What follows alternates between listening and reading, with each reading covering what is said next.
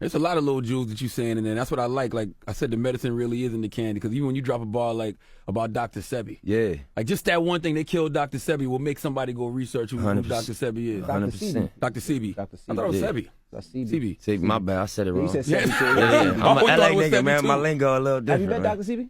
I never met him. I met his wife, and I take his products for sure. Now, the coolest guy ever. I mean, he was, when we interviewed him, I think he was about 74. Oh, y'all interviewed him? Yeah, we interviewed him twice. Damn. Not here, but when I was on the other show. He was able to jump from the floor up here on his knees. At Where he 70 jumped something. on his knees Yeah. and jump back down and no problems, nothing like that. Why you think they killed him?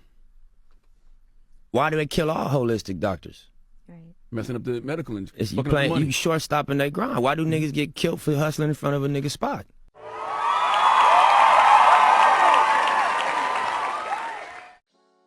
It's Crack, and I'm back with another video. And today we'll be talking about Nipsey Hussle.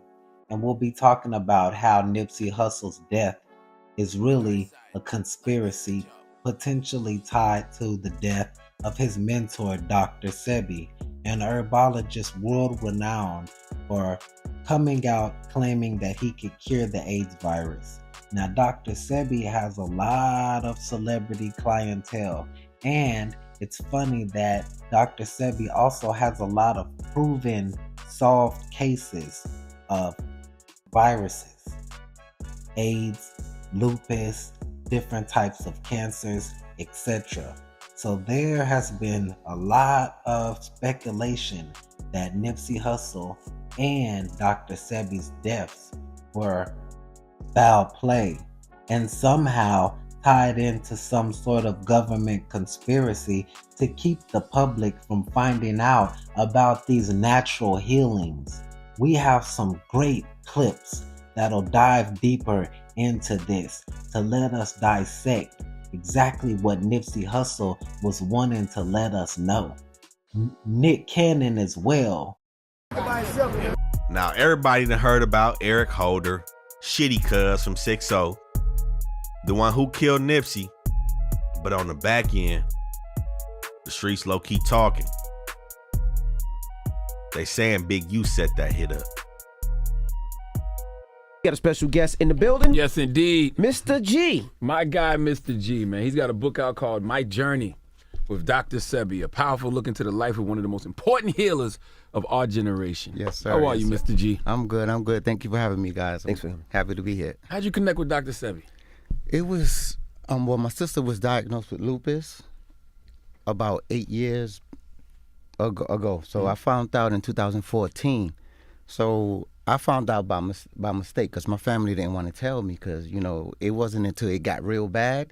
One of my nieces, Denise, she told me, it's so sad that we have to bury Auntie Eva soon. And I was like, I'm not ready to bury my sister. So I called her. I told her, yo, E, is this true? She was like, yeah. So I was like, we gonna beat this. So she already went through Western medicine, and she was like, nah, it's not. I'm already, because my family's Jehovah's Witness, my sisters. So, you know, no blood transfusion, no anything that's not natural. So I went online, I looked for alternative methods of healing, and Dick Gregory came up. He mentioned Dr. Sebi, and I was like, he said Dr. Sebi can cure anything.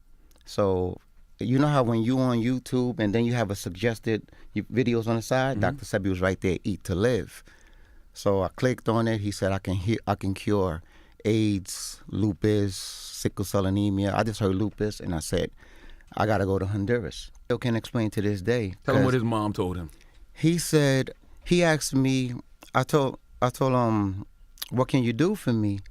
Oh no, he asked me. He said, what do you want? And then he was like, are you a Sagittarius? And I was like, yes, sir, I am. He said, is your mother a Pisces? And I was like, she was born March 15th. Yeah. He said, that's a Pisces. And he said, does your name start with an A and end with an O? And I was like, yes, it's Avalado. He said, I'm a Sagittarius. My mother's a Pisces. My name start with an A and end with an O. And then he asked me, my first job in America was in Martin Luther King Hospital. What do you have to do with Martin Luther King? I said, I graduated from Martin Luther King High School. And he said, I've been waiting for you for 30 years. my mom told me that someone was going to come whose name started with an A and ended with an O, but it wasn't going to be Alfredo, because his name is Alfredo, and the Mexican who healed him name was Alfredo too. So everybody, and he was a Sagittarius, so everything was just lined up for him that way. Right. Wow. And that way, so what was This young lady here and Nipsey Hussle, unbeknownst to many, had a lot more in common than we would think. Lisa Left Eye Lopez died coming back from Honduras after she was very vocal about the healing properties of Dr. Sebi's various techniques and herbal diets that she was undertaking as she suffered from a life-threatening, debilitating illness. I always suspected that Nipsey Hussle had HIV or some sort of undisclosed debilitation that was of the same nature, being that he was always one of the biggest advocates and voices against the AIDS virus and finding a cure.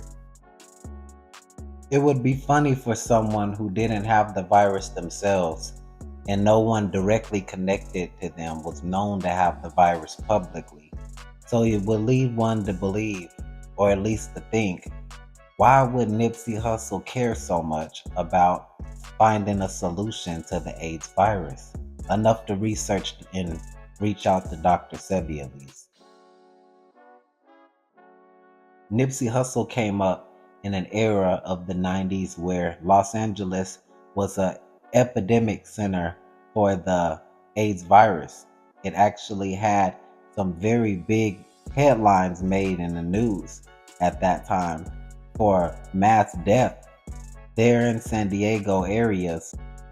And, just being a known hood star at that time and age, from the young age of about 13 on up, he probably came into contact with quite a bit of women. Nipsey Hussle was known for having some of the best women, actually, and with the AIDS virus being so widespread, he could have easily came into contact with it.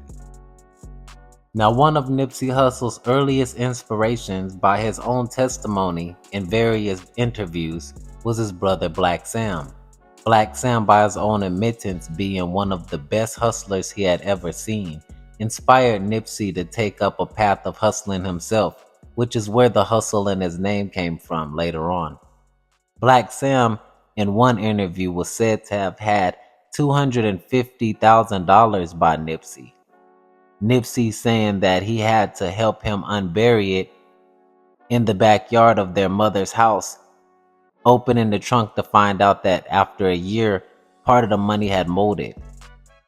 Black Sam took the rest of the money, about $100,000 or so, and they invested it into the studio and continued with Nipsey's career, him later on having much success. Now, I'm about to show a clip of Big U talking about an altercation that happened one night between Nipsey Hussle, Black Sam, and Big U, wherein it sounds like Big U tried to get physical with Nipsey Hussle due to a disagreement regarding his career and the gang, and Black Sam, obviously being out-muscled by Big U, being 300 pounds and a basically gladiator in the gang scene in and out of prison, and Black Sam and Nipsey Hussle both being probably about 125 pounds each, soaking wet, pulled out his 40 cal Glock and unloaded a couple of rounds in the air. The shots were heard by a nearby police officer who responded to the scene, emptying the clip at Black Sam. Black Sam wasn't hit by one bullet though. See why him and Black Sam don't see eye to eye when it came to Nipsey Hussle. Well, I ain't no rapper, I'm a scrapper. So, we end up having to come talk about that. Pull up the homies, and Nip admit is wrong, but still there's some consequences to your wrong. I came to pick him up that morning so he can get his discipline. And his brother got in the way, talking about my brother not going nowhere. If I was his brother, I'd have did the same thing. Like, you're not going nowhere with these niggas. I would have did the same shit. But I mean, you're not from 60s though. And you're not from the hood, so, you can't really speak on hood business. And really, that's really what happened. Me and Nip talked that night. We went and chopped it up, and it was never nothing after that. All right. As you grow in fame, you get more money, you get more famous. Do you find it difficult to keep up the relationships in your local community? Because I know a lot of people, they get, like your best friends can turn on you and get jealous when they see something, and it turns into a group of people trying to hold you back and keep you at the level you are, the different things that you represent in your local community, it may get a little difficult to please them and to not go Hollywood, as they would say. Yeah. That's another one of the big struggles you're gonna deal with as an artist, especially if you come from LA or especially if you come from the streets in general. And you got a lot of people that feel entitled to your success on their time frame. Because a lot of times in my situation, I had plans to do for a lot of people that helped me, but it just wasn't on their time frame. And I've never been one to speak about what I'm gonna do, especially if it's something generous. I don't feel like you know what I'm saying, you broadcast that, you just do it. And a lot of times people be like, damn, it been a year, he been on for a year, I ain't got nothing yet. You know what I'm saying, fuck this nigga, he ain't, you know what I'm saying, he Hollywood, he ain't doing nothing for me. When, and it's an understanding on my side too. You have to understand what's going on with the way people looking at you. They might assume you got 100 million because they heard your song on the radio, and that's just not the reality of how the shit works. You know what I'm saying? And they might assume you got a chain on or a watch or a car that you balling out of control, and that's not the reality of the situation. You got responsibilities, you got priorities, you got bills, you got taxes. You know what I'm saying? You don't want to end up like Wesley Snipes or none of these other rappers. So, it's a process. You gotta, over time, hopefully you don't go to jail reacting emotionally in the process of evolving into your success. Or get, God forbid, anything, we all know what can happen, it's the downfalls out here, but it's an art in surviving that transition. You know what I'm saying? And a lot of times, in my situation, in my scenario, it was more so like, don't do nothing. You know what I'm saying? Just think. Don't even react to the shit, to the negativity. Sometimes it'll knock on your door. Like we got into it recently. We had an altercation. You know what I'm saying? With some people we used to do business with. It was all over the internet and all that. But the bottom line with that was, it became a situation that couldn't be avoided. You know what I mean? It had to be addressed. But with me, 9 times out of 10. My reaction as a LA, as somebody that came up out here, as somebody that with the bullshit at the end of the day, is to just go hard. But you can't do that. Because, you know what I'm saying, you wanna live life in the direction of where you're going. And you wanna, the person you're trying to become, you wanna live like that today. You know what I mean by that? Like, you wanna be successful, you wanna be a mogul, you wanna be, a legendary artist. So you have to live like that today. Or if you want to be a nigga that got life in jail, or that got 100 years, or that on the run from the police, you can live like that today. But what you do is going, you know what I'm saying, it's going to dictate what happens to you. You short-stopping the grind. And these niggas, they check is billions. You got niggas that get flipped for a couple $100,000. So you playing with some pharmaceutical money, And what's crazy, I'm working on doing a documentary on the trial in 1985. When Dr. SEBI went to trial against New York, right? Because he put in the newspaper he cured AIDS. Yeah. Did he He beat the case, yeah. and he went to federal court the next day and beat that case on record. Yep. And nobody talk about it. That's crazy. I'm in the middle of doing this holistic detox right now, day 6 of 14. Yeah, you was telling me. Yeah. So. No food, nothing. And they said it actually can help cure fibroids. It can help you if you are, cancer, any type of heart issues. And it's all natural herbs and all organic and all holistic without actually going to a doctor and getting exactly pharmaceuticals. Yeah. How you feel though? You feel I a actually difference? feel pretty good. Do you feel a difference, you think? I do. That's it right. could be also because I've cut a lot of things out and I haven't had any food, nothing solid at all in the past 6 days. But I feel all right, better than I thought. Right. Just to go back to the Dr. Sebi thing real quick, what makes you want to do a documentary? Get it right, man. What makes you want to do a documentary about Dr. Sebi? I think the story is important. I think it's a powerful narrative. It is. You know what I mean? And I think imagine this, anybody in this room, if I could say, hey, somebody cured AIDS, y'all be like, yeah, right. And then I could show you a example of him going to trial and proving in a court to a jury that he cured AIDS. Y'all would be interested in that. Absolutely. And y'all would look 100%. into the way he did it, right? So I feel like more so than like championing his products or explaining his methodology, put some light on that case. Imagine being able to cure cancer or being able to cure any type of herpes, just all kinds of And that's what he things. do, by the That's way. what he did. Yeah. He used to send all types of vitamins up to the station. You had herpes? No, I said vitamins to the station. Did you hear me? I said vitamins anymore, to he the doesn't. station. Damn, Envy, this guy's crazy. You know what? You and the OGs of the 6-0s. I mean, this nigga got a store on Crenshaw and Slauson. Right underneath the Overhills. Damn near on Burnhurst. We know the 6-0s. That's in the middle of their hood. That nigga wasn't doing it by himself. And word on the street is, Cowboy ain't doing that shit by himself either. That shit had to be protected. And for protection, you need to pay for it.